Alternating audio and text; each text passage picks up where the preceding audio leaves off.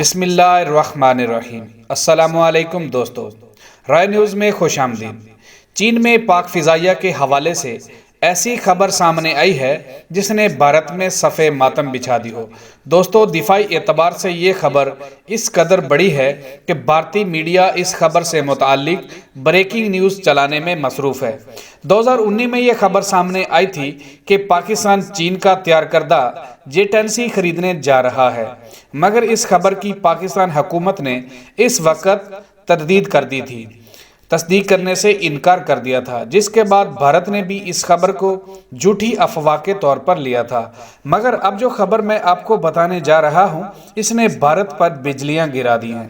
دوستو، J10 C چین کا تیار کردہ انتہائی جدید 4.5 جنریشن طیارہ ہے، جس کو چین نے امریکی طیاروں کا مقابلہ کرنے کے لیے انتہائی جدید طریقے سے ایجاد کیا ہے۔